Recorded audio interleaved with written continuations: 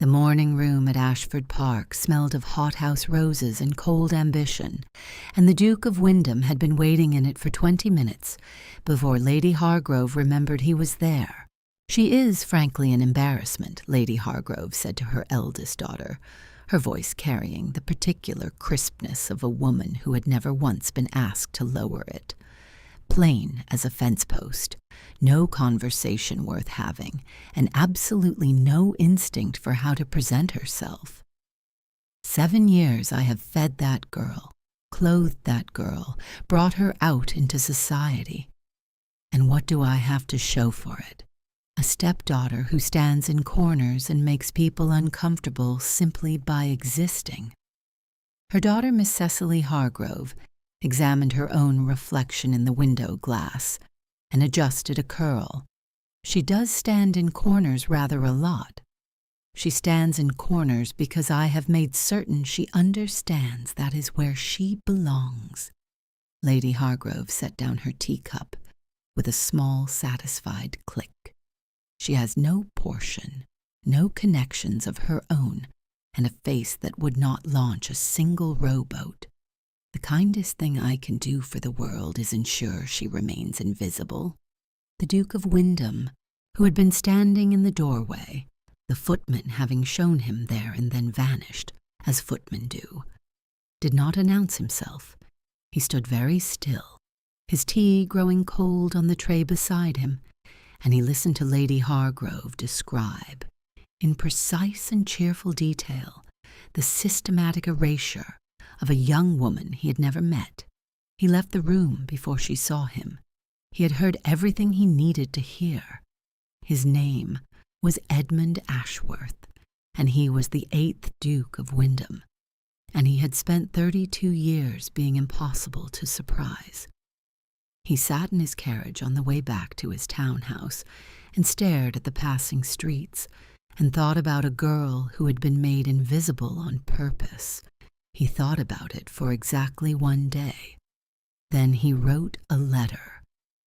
The letter arrived at Hargrove House on a Thursday morning, and it was addressed to Lady Hargrove in handwriting so precise and aristocratic that the butler brought it on a silver tray. It was an invitation, or rather, a request so elegantly worded that refusal would have required either courage or social suicide, and Lady Hargrove possessed neither. The Dowager Duchess of Wyndham, his letter explained, was in need of a companion, a young woman of good family, quiet disposition, and patient temperament. The Duke had heard through mutual acquaintance that Lady Hargrove's stepdaughter might suit admirably. He would, of course, compensate the family generously for the loss of her company. Lady Hargrove read it twice. Then she called for her stepdaughter. Miss Eleanor Hargrove came when she was called, which she always did, because 7 years had taught her that the consequences of hesitation were not worth the small rebellion of it. She stood in the doorway of her stepmother's sitting room in a gown the color of old dishwater, chosen, she had long suspected, for precisely that effect, and waited. "You are to go to Windham House," her stepmother said, without looking up from the letter. "The Duke requires a companion for his grandmother. You will be quiet, useful, and grateful. You will not embarrass me." Eleanor said, "Yes, ma'am," because that was what she always said.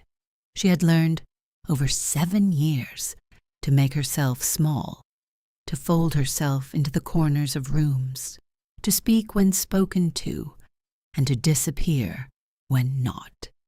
She was 23 years old, and she had been so thoroughly convinced of her own plainness, her own inadequacy, her own fundamental invisibility, that she had stopped fighting it somewhere around the age of 19. It was simply easier to agree. She did not, therefore, expect the Duke. He was waiting in his own entrance hall when she arrived, which was unusual, she would later understand, because dukes did not wait in entrance halls for companions to their grandmothers. He stood at the foot of a staircase that swept upward in a grand curve of pale marble, and he was looking directly at the door when it opened, as though he had known precisely when she would walk through it. He looked like a man who had been carved from marble and accidentally given breath, handsome, cold, and utterly untouchable. And then she looked at his eyes, and they were not cold at all. "Miss Hargrove," he said, "Your Grace." She curtsied correctly, if not elegantly. Her stepmother had never troubled herself to ensure Eleanor's deportment was anything better than adequate. "I hope the journey was comfortable." "It was, thank you." He was looking at her the way people very rarely looked at her, not through her, not past her, at her, with a directness that made her want to check whether there was something amiss with her appearance, which there probably was, given that the gown was the color of old dishwater, and her hair had been dressed by her own hands in the dark of a room with a cracked mirror. "My grandmother is expecting you," he said. "I'll take you to her." "That is very kind, but I'm certain a footman—" "I'll take you," he said again, and something in his voice made her stop arguing. She followed him up the pale marble staircase and thought, very privately, that she had no idea what was happening. But for the first time in a very long time, she did not feel like she was standing in a corner. The Dowager Duchess of Wyndham was 71 years old, sharp as broken glass, and the warmest person Eleanor had ever met. She was sitting in a chair by a window that overlooked a garden still bare from winter, and she took one look at Eleanor and said, "Oh, good. Edmund, you may go." The Duke went, with what Eleanor would have sworn was the ghost of a smile. "Sit down, child," the Dowager said, "and stop looking as though you expect to be struck. No one strikes people in this house. I have rules." Eleanor sat. "I wasn't—" "You were. I know the look. I wore it myself once, a very long time ago, before I learned that the world does not actually end when you take up space in it." The Dowager tilted her head. "Your mother was Margaret Ashby before she married. I knew her." Eleanor went very still. "You knew my mother?" "Lovely woman. Clever. Warm. She wrote to you, you know, after she remarried and before she died. Quite a few letters." The Dowager's voice was gentle and absolutely merciless. "I don't believe you received them." The silence in the room was very loud. "No," Eleanor said at last. "I did not receive them. No." The Dowager reached out and patted Eleanor's hand with the brisk efficiency of a woman who had decided to be kind, and was going to be kind whether you liked it or not. "Well, you are here now, and we are going to do something about that dreadful gown." The something about that dreadful gown turned out to be considerable. Within a week, Eleanor had been measured, fitted, draped, and consulted, actually consulted, asked what she preferred, what color she liked, whether she found this fabric too stiff or that neckline too low, in a process so foreign to her experience that she kept waiting for the catch. There was no catch. There were simply gowns, arriving in shades of deep sapphire and forest green, and a particular shade of burgundy that made the Dowager clap her hands and say, there she is." Eleanor stood in front of a proper mirror in proper light and looked at herself for the first time in years. She was not beautiful. She had never been beautiful, and she was not going to become beautiful simply because someone had put her in the right color. But she was something that the dishwater gowns had hidden so thoroughly. She had forgotten it existed. Her eyes, which she had always thought were merely brown, were actually a warm amber in the right light.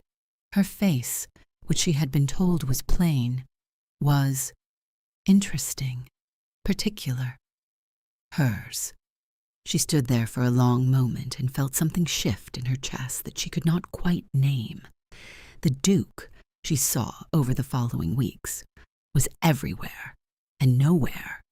He was unfailingly courteous, unfailingly distant, unfailingly impossible to read. He joined them for dinner when he was in residence, which was more often than she would have expected of a man with a dukedom to manage. He asked her questions, real questions, about what she thought of the novel she was reading, about whether she had an opinion on the new botanical gardens, about what she remembered of her childhood before Hargrove House.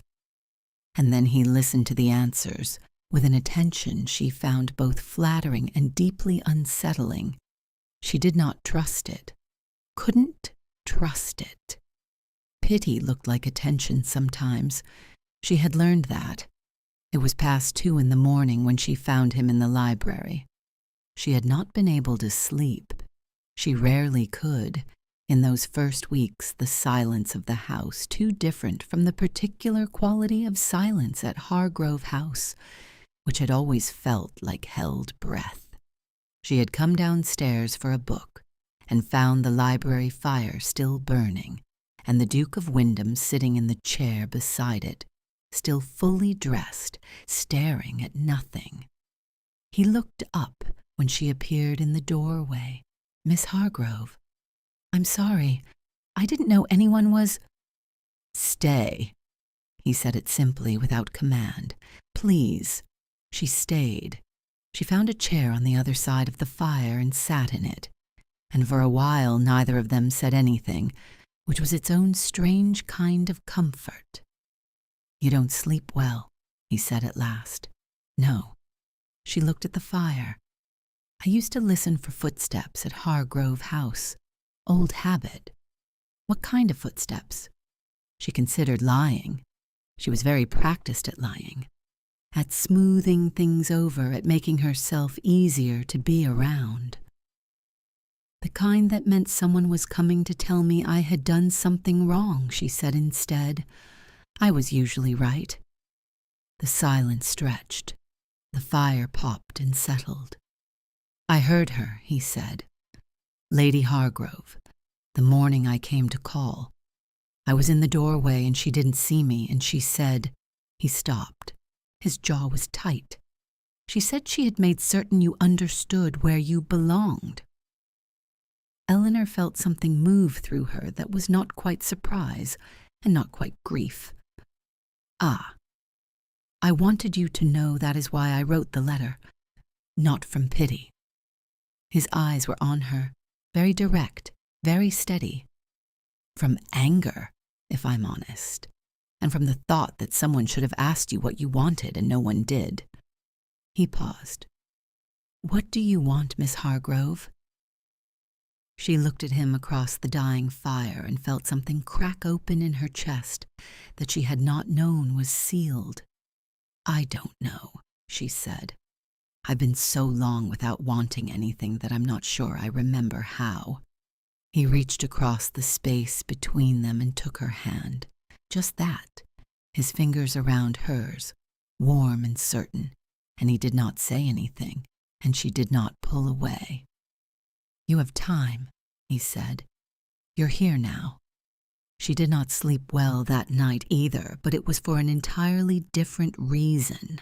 The first ball of the season arrived on a Friday in March, and Eleanor descended the staircase of Wyndham House in the burgundy gown, with the dowager's pearls at her throat and her hair dressed by an actual lady's maid, and the Duke of Wyndham was waiting at the bottom of the stairs. He looked up when he heard her step, and whatever expression he had been wearing before that moment dissolved into something she could not name. He watched her descend as though she were the only thing in the room worth looking at, and the room was very beautiful. "You look—" He stopped, started again. You look exactly like yourself." She thought that might be the finest compliment she had ever received.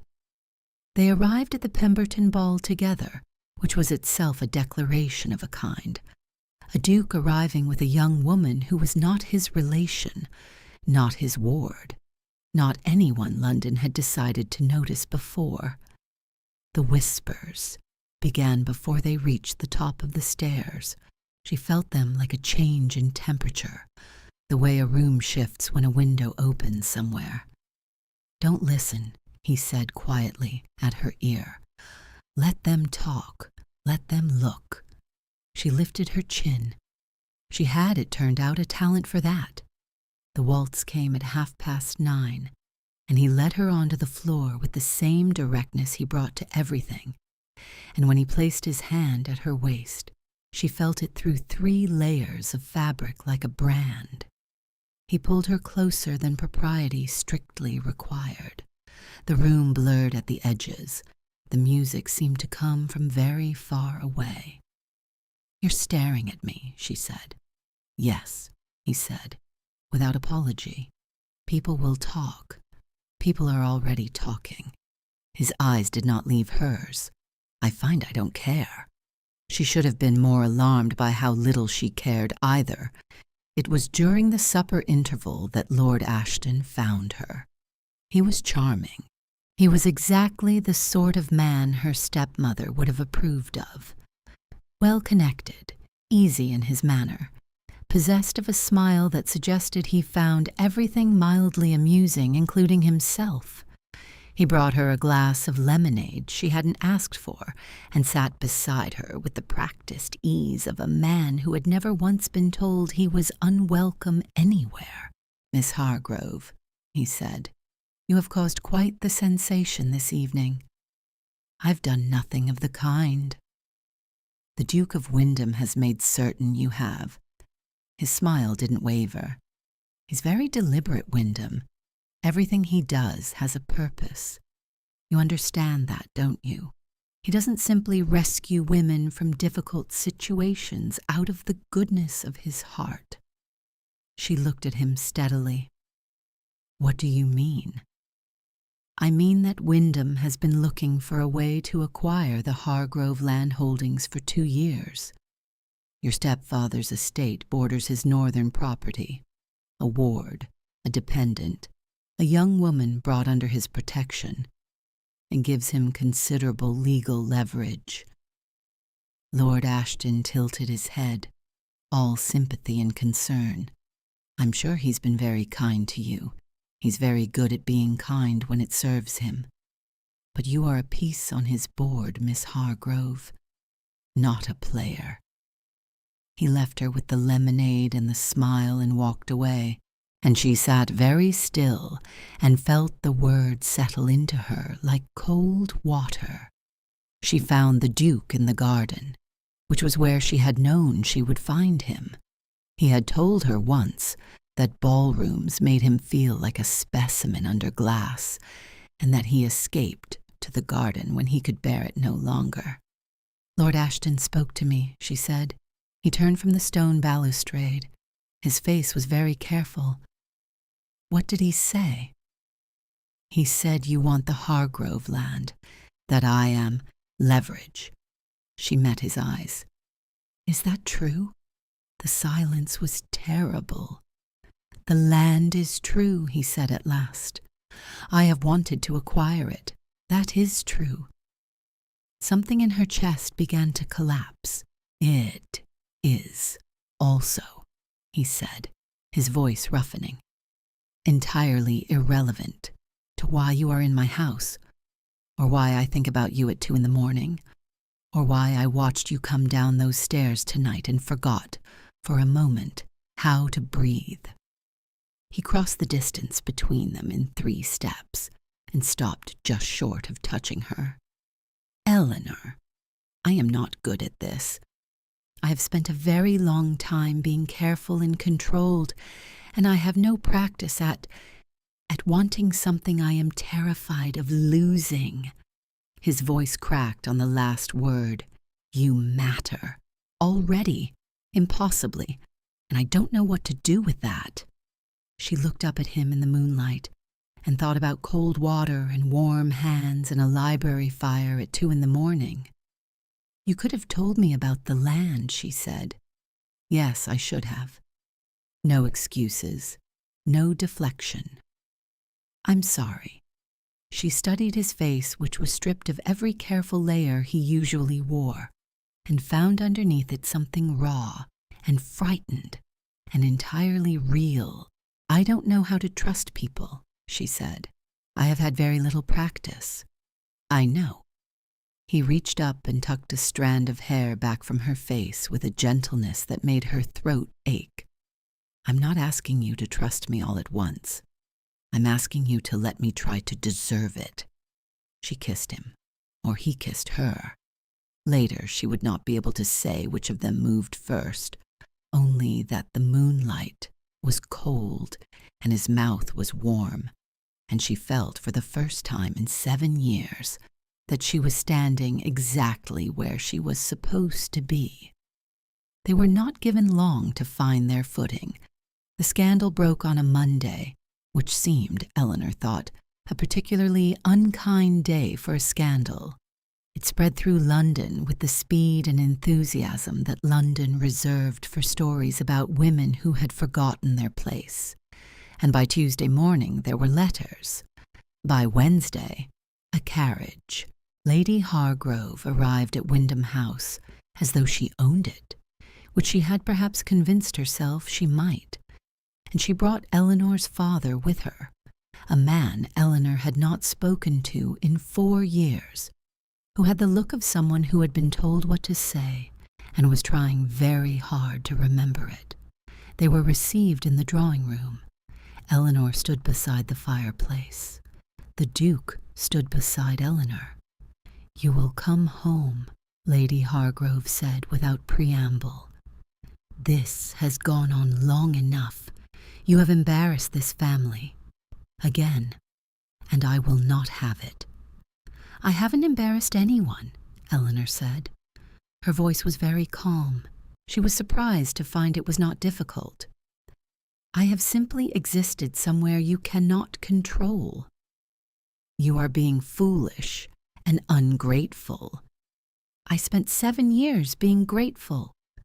The words came from somewhere she had not known. She was keeping them.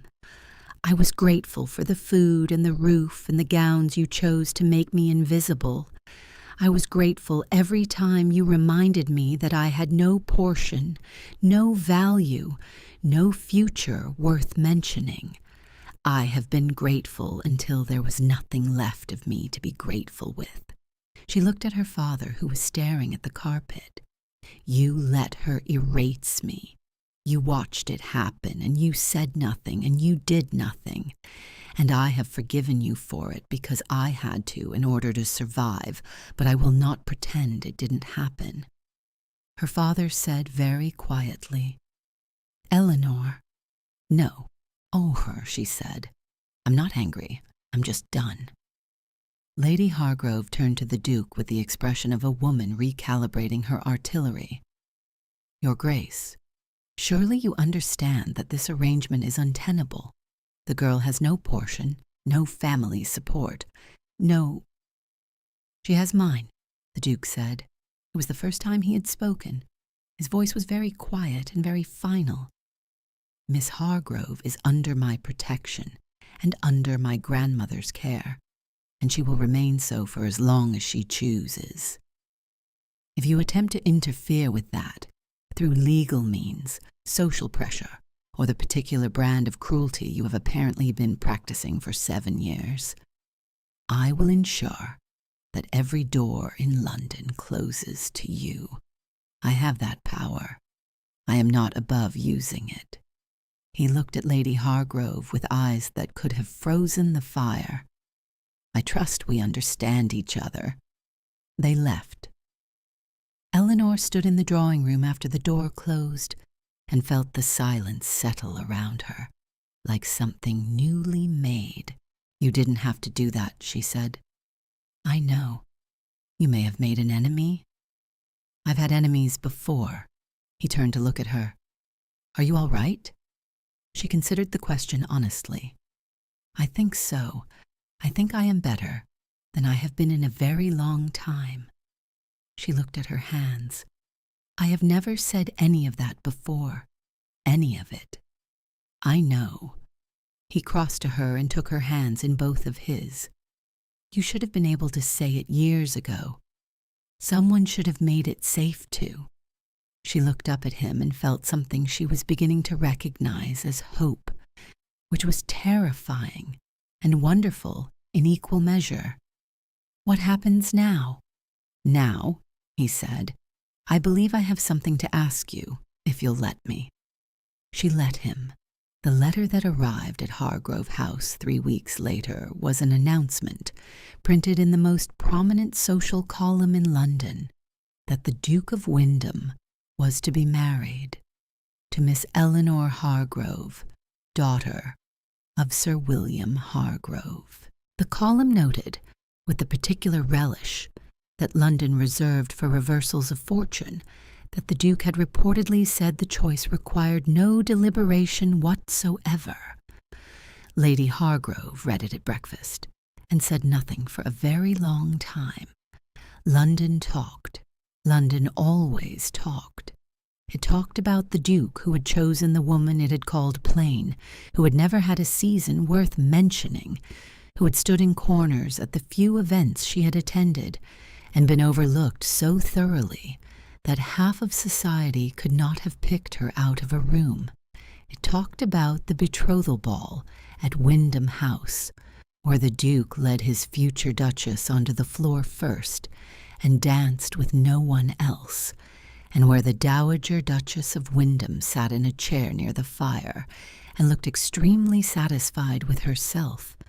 It talked about the way he looked at her. London, which had a great deal of experience with dukes and their choices, had to admit it had not seen a man look at a woman quite like that before, as though she were the answer to a question he had spent years not knowing how to ask. They were married on a Thursday in April, in a church that smelled of lilies and spring rain. Eleanor walked the aisle without her father's arm. She had asked for that quietly, and no one had argued. And when she reached the altar, the Duke of Wyndham looked at her with eyes that were not careful or controlled or unreadable, but simply, entirely hers. His vows were not the traditional ones. He had rewritten them, which had scandalized his solicitor and delighted his grandmother. "I vow to see you," he said, in a voice that did not waver. "Not the version of you that other people decided was acceptable. You, all of you. I vow to stand beside you, not in front of you. I vow to choose you every day deliberately, without reservation, for the rest of my life." She had prepared her own vows. She had written them carefully and practiced them in her room until she could say them without crying. She cried anyway. "I vow," she managed, "to let you. That is the hardest thing I know how to promise, and I mean it completely." The church was very quiet. Then the Dowager from the front pew said, "Excellent." And there was a ripple of startled laughter, and the Duke of Wyndham smiled, a real smile, the kind she had spent months learning to coax from him. And everything else was easy. 2 years later, on a morning when snow was falling in the gardens of Wyndham Park and a fire was burning in the nursery grate, Eleanor sat in the window seat with a small person asleep on her shoulder. The small person was named Margaret, after a woman who had written letters that had never arrived, and she had her father's dark hair and her mother's amber eyes, and she slept with the absolute conviction of someone who had never once doubted she was safe.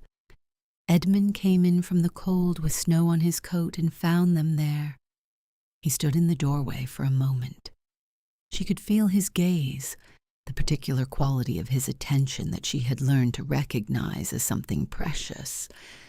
And then he came and sat beside her on the window seat and looked out at the snow and the bare winter garden. "Tell me again," she said. It was something she asked sometimes, a ritual, a returning. "I was in the doorway," he said, "and she didn't see me. And she said she had made certain you understood where you belonged." He turned to look at her, and I thought, she's wrong. She is entirely wrong, and someone ought to do something about that. And then you wrote a letter. And then I wrote a letter. Eleanor looked down at Margaret, who stirred slightly, and then subsided back into sleep with a small sound of contentment. Outside, the snow was very white against the dark branches. Inside, the fire was warm. "You know what I think about sometimes?" she said. "Tell me." "I think about the girl I was before the letter arrived, standing in that doorway in the dishwater gown, waiting to be told what to do." She shook her head slowly. She had no idea. "No," Edmund agreed. He reached out and tucked a strand of hair behind her ear, the same gesture he had made in a moonlit garden 2 years ago, and she leaned into it the way she had learned to lean into things that were good and certain, and hers. She had no idea that she was about to be seen. Eleanor looked out at the snow and felt the warmth of her daughter and the warmth of his hand, and the particular warmth of a life that had been, against considerable odds, entirely and completely chosen. She had been seen, she had been chosen, and she had chosen back. Thank you for staying with Eleanor and Edmund until the very end. Their story began with a woman made invisible by the people who should have seen her most clearly, and became, against every expectation London had, a love built on the radical act of choosing. If you want more stories about impossible odds and stubborn hearts, and the kind of love that refuses to behave itself, subscribe and ring the bell so you never miss one. Every story I tell exists because you are here to receive it, and that more than anything is what makes it worth telling.